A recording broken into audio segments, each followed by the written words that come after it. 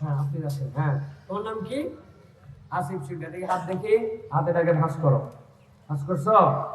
এখানে হাত লেখো, এখানে এখানে লেখো হাসিব লেখো। হুম হ্যাঁ পাঞ্জাবি স্টিকার সমস্যা। হাসিব ঠিক আছে, এইটুকু হলে হবে। হ্যাঁ হাসিব শিকদার লিখছো না? ঠিক আছে, এবার এই বোতলটা খুলে এক ঢোক পানি খাও। হ্যাঁ খাও। গুড ফাইন, ঠিক আছে না? এখন এই বাচ্চাটা দেখেন হাত দিয়ে লিখছে, এক ঢোক পানি খাইছে, তাই না? কিন্তু নামাজের কথা বললে নামাজ পড়তে মন চাচ্ছে না। আল্লাহ রাব্বুল আলামিন কি দিছে আমাকে? শরীর স্বাস্থ্য আমার, এরকম আমি আসলে কিছু পাই না। আল্লাহ কৃতজ্ঞ হচ্ছে না মন। কৃতজ্ঞ কেমন করে হবে? এদিকে আসো। তুমি যাইও না, এত তাদের কই যাচ্ছ? তোমার অনেক কাজ বাকি আছে। দাঁড়াও, আল্লাহর কৃতজ্ঞ কেমনে হয় দেখেন। এদিকে হও, এই দুটো নখ দাও। হ্যাঁ হাত দাও।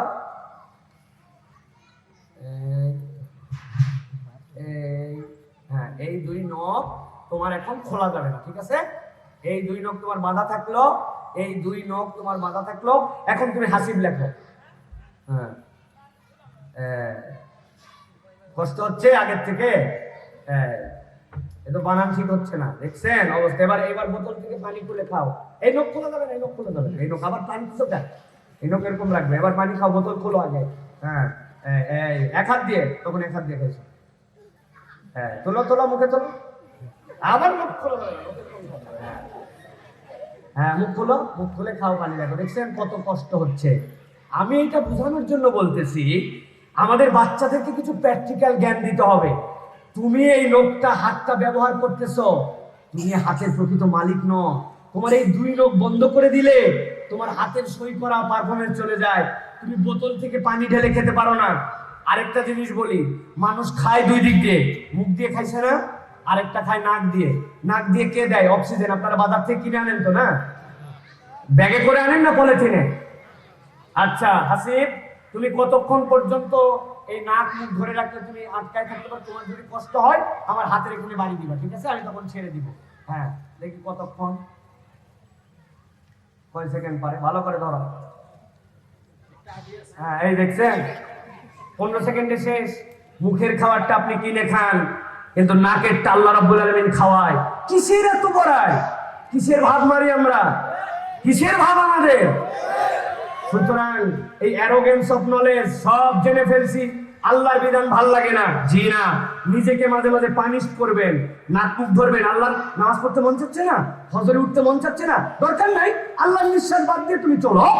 যদি চলতে পারো তাহলে তার কথা না শুনলেও চলবে।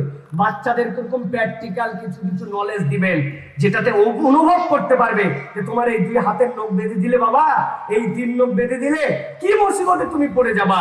নিঃশ্বাস না নিলে তুমি চলতে পারো না। আল্লাহ যিনি আমাকে এরকম সুস্থ স্বাভাবিক দিলেন, ওই আল্লাহর কাছে আমি কৃতজ্ঞ হতে চাই। এইভাবে আমাদের বাচ্চাদেরকে কৃতজ্ঞতার বোধ জাগ্রত করতে হবে। মাশাআল্লাহ মাশাআল্লাহ, যাও, থ্যাংক ইউ। ঠিক আছে, তাহলে আল্লাহর কৃতজ্ঞ হতে হবে, ঠিক আছে? আল্লাহর কৃতজ্ঞতা আমাদেরকে বুঝে বুঝে স্মরণ করে করে আদায় করতে হবে। আল্লাহ হাসিবকে বড় করে বলুন আল্লাহুম্মা আমিন। মাশাআল্লাহ, আমি 3টা পয়েন্ট বলেছি আপনাদের কাছে, শুকর পর্যন্ত এসেছি। সর্বশেষ 5 নম্বর, জীবনের সফলতার জন্য ধৈর্য লাগবে, আপনার সবর লাগবে। আপনি একদম সবকিছু অচিরেই দ্রুত সবকিছু হাতের মুঠায় পেয়ে যাবেন এরকম নয়। আপনাকে সব সময় মনে করতে হবে আমাকে ধৈর্যের সাথে অপেক্ষা করে করে সামনে এগোতে হবে, ধৈর্যের সাথে যেতে হবে। তৎক্ষণাৎ আমি কিছু পেয়ে যাব, চাইলাম আর পেয়ে গেলাম, বিষয়টি এরকম নয়। তাহলে আমার জীবনে যদি নবীজির চরিত্রকে আদর্শ হিসেবে নিয়ে নেই, পিতামাতার কথা শুনি, নামাজ ওয়াক্ত মতো আদায় করি, আল্লাহর প্রতি কৃতজ্ঞ হই, আল্লাহ তুমি আমাকে যা দিস, আল্লাহ আমি না ক্লাসে 70তম, কিন্তু এরকম লক্ষ পৃথিবীতে শিশু আছে যে তো পড়ালেখাই করতে শিখে নাই, তাহলে তার থেকে তো আল্লাহ রাব্বুল আমিন আমাকে ভালো রাখছে। আলহামদুলিল্লাহ, আমার বাচ্চা সে জানে তার প্রতি আল্লাহর পক্ষ থেকে কত বড় পরীক্ষা। তো আপনি আপনার বাচ্চাকে নিয়ে এত বেশি ঘাবড়ায় গেছেন কেন? কখনো বাচ্চাকে নিয়ে অন্য কারোর সাথে তুলনা দিবেন না, অন্যের তুলনা দেওয়ার দরকার নাই। আপনি তার জন্য এক্সাম্পল সেট করেন। আর বাপ পিতা যারা, তাদের জন্য একটা কথা বলবো, আপনাদের পছন্দ হবে না।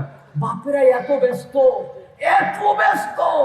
এখন মানুষ জিজ্ঞাসা করে আপনার বাচ্চার খবর, বলছে ভাই পড়ালেখার বিষয়টি আমি বলতে পারবো না, আর মায়ের কাছে শোনেন। আর মা এগুলা খবর রাখে। যেই বাপ নিজের জীবনের ব্যস্ততার জন্য তার সন্তানের খবর রাখে না, মায়ের উপরে চাপাই দেয়। এটা একটা ব্যর্থ বাপ।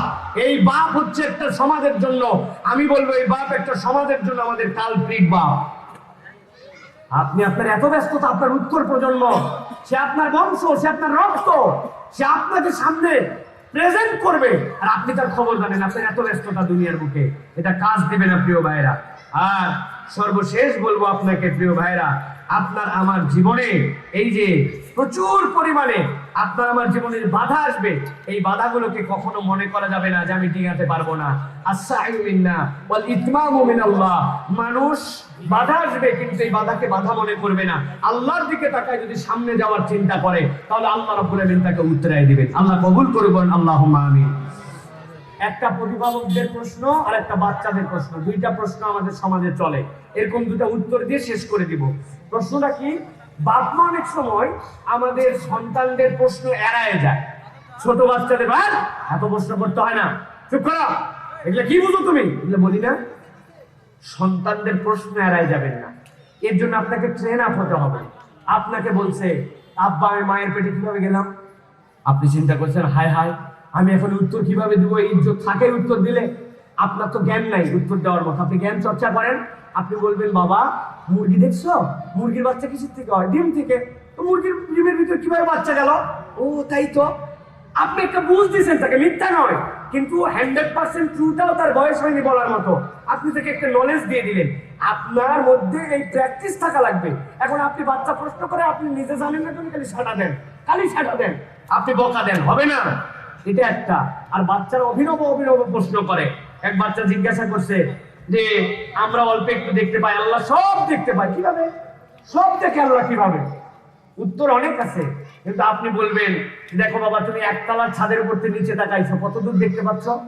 আমার আশপাশে 1 বিঘা 2 বিঘা আশপাশে 2টা বাড়ি, 5 তলার উপরে উঠছো, কত দূর দেখতে পাচ্ছ? আরে পুরো পাড়াই তো দেখা যায়। 20 তলার উপরে উঠছো, কত দূর দেখতে পাচ্ছ? বলে পুরা তো থানাটাই আমার চোখের সামনে আসছে। বলে বাবা দুনিয়ার মানুষের সাথে কম্পেয়ার রবের হবে না। রব সময় কাল পাত্র সবকিছুর ঊর্ধ্বে, তোমার আমার চোখ দৃষ্টি এগুলো সবকিছুর ঊর্ধ্বে, তিনি মহান রব। তাহলে আমি একটা মানুষই যদি 20 তলার উপর উঠে সব দেখতে পাই, তাহলে তিনি যে এত অসীম রব, সব দেখা সৃষ্টি করছেন যিনি, তার কাছে এটা দেখা কোনো বিষয় না। ওই বাচ্চার নলেজটা পরিষ্কার হয়ে যাবে। তা আপনার তো এই জন্য নলেজ ডেভেলপ করতে হবে আপনার বাচ্চাকে উত্তর দেওয়ার জন্য। এই জন্য পিতা মাতাকে বলবো যে আপনি আদর্শ প্যারেন্টস হন। কেবল খালি বলেন না যে হুজুর আপনার কাছে নিয়ে এসে দোয়া করে দেন আমার বাচ্চাটা যেন কিরাউলিয়া হয়ে যায়, এরকম কোনো দোয়া আবিষ্কার হয় নাই। ওই দোয়া আবিষ্কার হলে সবার আগে আমি আমার 3 মেয়ের জন্য দোয়া করতাম, ওই দোয়াই তো আমি খুঁজে পাচ্ছি না। আমার পরিবারে তো বাচ্চা কাচ্চাকে মানুষ করার জন্য হিমশিম খেতে হচ্ছে। অতএব এই জন্য বললাম যে পিতারা রেডি হন, সন্তানরা এরকম করে আমরা যদি আদর্শিক একটা সমাজ গঠন করার চেষ্টা করি, তাহলে ইনশাআল্লাহ আমাদের এই সমাজ পরিবর্তন সম্ভব। বাচ্চারা তোমাদের কাছে আজকে আর বেশি বললাম না, অভিভাবকদের জন্য শাইখ আহমদুল্লাহ অনেক কথা বলবেন আমি জানি। আজকে আমাদের শিক্ষা ব্যবস্থায় এমন শিক্ষা ঢুকিয়ে দেওয়া হচ্ছে যে বাচ্চা কাচ্চার ঈমান হারা হয়ে যাবে। এই বাচ্চার জন্য অভিভাবকদের দায়িত্ব কি? বাচ্চার থেকে তো অভিভাবকের দায়িত্ব, 6 এর একটা বাচ্চা তেমন কিছুই বোঝে না, কিন্তু তাকে এমন বীজ ঢুকাই দেওয়া হচ্ছে, ওই বাচ্চা যখন কলেজে উঠবে ইউনিভার্সিটি যাবে তখন টের পাবেন যেটা আপনার জন্য ঢুকছিল সুই হয়ে বের হবে সামনে দিয়ে বিষ পোড়া হয়ে, ঠিক কিনা? এটা টার্গেট নেওয়া হয়েছে। এই টার্গেটের জনগোষ্ঠীকে রুখে দেওয়ার জন্য আমাদেরকে সচেতন হতে হবে। ইসলামের এই কৃষ্টি কালচার তাজিদ তামাজ্জুন আপনার মধ্যে ঢুকাতে হবে। যারা বিভ্রান্ত কথা ছড়াচ্ছে তাদের বিভ্রান্তির জবাব যুক্তি দিয়ে তাদেরকে জানিয়ে দিতে হবে। আল্লাহ বলছেন তোমাকে মানুষ বানালাম, ছেলে বানালাম, মেয়ে বানালাম। ছেলে আর মেয়ে কোনো অঙ্গেই কেবল নয়, it's a genetic coding. X থেকে আসছে, এক্স ওয়াই থেকে আসছে, তো আপনি অঙ্গ একটা চেঞ্জ করে দিয়ে আপনি জেনেটিক কোডিং কিভাবে চেঞ্জ করবেন? আপনি পুরুষাঙ্গ কেটে ফেলছেন, মহিলাদের স্তন কেটে ফেলছেন, মহিলার যে প্রস্রাবের অঙ্গ চেঞ্জ করে ফেলছেন, আপনি তো অঙ্গ কাটছেন, আপনি তো জেনেটিক কোড পরিবর্তন করতে পারেন নাই। বুঝেন নাই? এখন অঙ্গ পরিবর্তন করে যেটা মহিলা, ও বলছে আমি পুরুষ হয়েছি, এখন পুরুষ কাকে বিয়ে করবে? কথা বলো। পুরুষ মহিলাকে বিয়ে, বলো পুরুষ কাকে বিয়ে করবে? ছিল নারী, মন কলা খায় পুরুষ হয়েছে, এখন পুরুষ হওয়ার পরে পুরুষ কাকে বিয়ে করবে? নারী। আসলে যে পুরুষ হইছে বলছো কি পুরুষ হইছে? ও তো পুরুষ হয় নাই, ও আছে নারী, আরেকটা নারীকে বিয়ে করতেছে, সমকামের দিকে যাচ্ছে। ওনারা মনে করে আমরা বুঝি না, কিন্তু আমরা যেটা বুঝেছি এটাই বাস্তবতায় প্রমাণিত হবে। সতর্ক না হলে আমাদের জন্য কিন্তু বিরাট বড় বিপদ আছে, ঠিক কি না? একটা মন খোলা খায়ে 20 বছর পরে সে বলছে যে আমি আজকে করে আজকের থেকে আমি ঘোষণা দিলাম, আমি আগে নারী ছিলাম, আমি এখন পুরুষ হয়েছিল। পুরুষ হওয়ার পরে কি করছে? নারীর অঙ্গ টঙ্গ এগুলো বাদ দিচ্ছে, অপারেশন করাইছে। অপারেশন করানোর পরে ডাক্তাররা বলছেন, বিজ্ঞানীরা বলছেন, যেই সকল নারীরা পুরুষ হয় অথবা যেই সকল পুরুষরা নারী হয় 98% এদের লিঙ্গান্তরে লিঙ্গ পরিবর্তন করে না, কেবল লিপস্টিক, ঠোঁট পালিশ, কিছু হরমোনাল এনার্জি নেয়, কিছু অবয়বে চেঞ্জ করে, শেপ চেঞ্জ করে, কিন্তু তার মৌলিকভাবে এটাই থেকে যায়। এখন উনি ছিল মহিলা, উনি হয়ে গেছে পুরুষ বলতেছে। এখন পুরুষ হওয়ার পরে বিয়ে করবে কাকে? মহিলাকে, কিন্তু আসলে সে মহিলাই আছে, আরেক মহিলাকে বিয়ে করতেছে। আপনাকে আমাকে মন কলা খাওয়ায় শেখানো হচ্ছে শরীফ শরীফার কথা বলেছি, এখানে হিজরার কথা বলেছি, এখানে কোথায় আপনারা সমকাম খুঁজে পালেন? হুজুররা খালি একটু বেশিই বোঝে। হুজুররা বেশি বোঝে না, হুজুরদের এই দৃষ্টি শক্তিটা আল্লাহ রাব্বুল আমিন 100 বছর অ্যাডভান্স করে দিয়েছেন। আমরা যেটা বুঝতেছি ওইটা বিপদের কারণ হবে, এই জন্য আগের থেকে সতর্ক করতেছি। এই সতর্কতা আমরা না মানলে আমাদের সমাজ নষ্ট হয়ে যাবে, পরিবার নষ্ট হয়ে যাবে। আমরা ওই দিন যাওয়ার পরে টের পাবো আমাদের বাচ্চা কাচ্চারা আমাদের কথা শুনবে না, ঠিক কিনা? বাচ্চা কাচ্চাকে আপনি কেন শিখাচ্ছেন? ক্লাস 6 এর একটা বেবি বলতেছি আমি, কারণ আপনি তো বলছেন যে সে এখনো সাবালকই হয় না। সে রাত্রেবেলা পিকনিক করতে যাবে, রাত 12টা 1টা পর্যন্ত বাইরে থাকবে, কিছু বলা যাবে না। আপনি আপনার একটা মেয়েকে 11 বছর বয়স, রাত 12টা পর্যন্ত বন্ধুদের সাথে পিকনিক করতে দিবেন আপনি? কিন্তু বলতে সেটা যদি আপনি না দেন তাহলে মানসিকভাবে সে কষ্ট পাবে। মানসিক কষ্টের কারণে আপনাকে বের হতে দিতে। আপনাকে কি শিখাতে চায়? আপনাকে শিখাতে চায় পরিবার হচ্ছে ভিকটিম, পরিবারের কথা শোনা যাবে না, পরিবারের কথা শুনলে আপনার জন্য ঝামেলা। এই জন্য আমি বলবো এই যে শিক্ষা, এই যে আদর্শ, এটার বাইরে আমরা কিভাবে আমাদের বাচ্চাদেরকে গড়ে তুলবো? এখন তো আমি দেখতেছি আজকে যে আমাদের বেগ পরিবার যে উদ্যোগ নিয়েছে এর কোনো ব্যতিক্রম অবস্থানই নাই। এটা আমাদের সারা দেশে এখন কর্মসূচির মধ্যে নিতে হবে। প্রত্যেক মসজিদে, প্রত্যেক ইমাম, প্রত্যেক মুয়াজ্জিনকে এই উদ্যোগ নিতে হবে, নচেত আমাদের বাচ্চাদেরকে আর আমরা রেহাই করতে পারবো না, ঠিক কি না? কিভাবে রেহাই করবো? আর একবার যদি কোরআনের নূরটা ভিতরে ঢুকে যায়, লাস্ট কথা বলে শেষ করে দিলাম। আমার উস্তাদ আব্দুল্লাহ জাহাঙ্গীর রহিমাল্লাহ বলতেন, শোনো বাবারা, আমি তোমাদের অনেক সিনিয়র। উনি যখন কথা বলছেন মারা যাওয়ার আগের দিক দিয়ে, তখন ওনার বয়স 56 বছরের মতো। বাবারা, আমি তোমাদের কাছে 3টা কথা বলে গেলাম, শোনো। সন্তানদেরকে একটুখানি কোরআন ভিতরে ঢুকাই দাও, 1 পারা, 2 পারা, 5 পারা, আর বাচ্চাদেরকে নামাজি বা মুসলমান বানাই দাও। আর পিতামাতার যেন কথা শুনে এরকম একটা এনভায়রনমেন্ট দাও। তোমার যত বন্ধু থাক, যত দোস্ত থাক, এগুলো সবগুলো স্বার্থপর, মনে রাখবা। প্রকৃত বন্ধু তোমার পিতামাতা। ওই পিতামাতার উপরে কোনো বন্ধু হবে না যার কোনো স্বার্থ নাই, যে নিঃস্বার্থ হবে তোমাকে বড় করে তুলেছে। এই 3টা জিনিস তোমার হৃদয়ের মধ্যে যদি কোরআন থাকে, এটা ধিকি ধিকি করে জ্বলবে। এক সময় না এক সময় তোমাকে আল্লাহর হেদায়েতের রাস্তায় ফেরত নিয়ে আসবে। বাপ মায়ের কথা শুনেছো, এটা একটা অসীম দোয়া, সিলমোহরের মতো লেগে গেছে। তোমার তাকদীর অবশ্যই সঠিক ট্র্যাকে নিয়ে আসবে। আর নামাজ, ইন্নাস সালাতা তানহা আনিল ফাহশাই ওয়াল মুনকার, সালাতের আভ্যন্তরীণ এবং বাহিরের প্রভাব আছে, এটা তোমাকে অবশ্যই পাপাচার থেকে বিরত করবে। এই 3টা যার ঠিক আছে, তার জীবনে ঈমান মিলে যাবে ইনশাআল্লাহ। আমরা রাজি আছি ইনশাআল্লাহ? আমি সংক্ষিপ্ত সময় যে কথাগুলি বললাম, আল্লাহ এই কথাগুলির উপর আমাদেরকে আমল করার তৌফিক দান করেন। আর অল্প একটু সময় আছে, আমরা শাইখ আহমদুল্লাহর পরে কথা শুনবো। এই জন্য আমাদের মাগরিবের প্রস্তুতি আছে। বাচ্চা কাচ্চারা একদম পুরো বিকালটুকু এখানে থাকলে ভালো লাগবে না, 10 মিনিট হলে ওদেরকে একটু ঘুরতে দিতে হবে। এরপরে এখানে চমৎকার নাশিদ হবে, গজল শুনে তোমরা দেখবে কিরকম আনন্দ পাও। সকলে মিলে মাগরিবের পরে আবার চলে আসবে ইনশাআল্লাহ। এখন একটু টিফিন ব্রেক হয়ে যাবে ইনশাআল্লাহ। আমার জন্য দোয়া করো।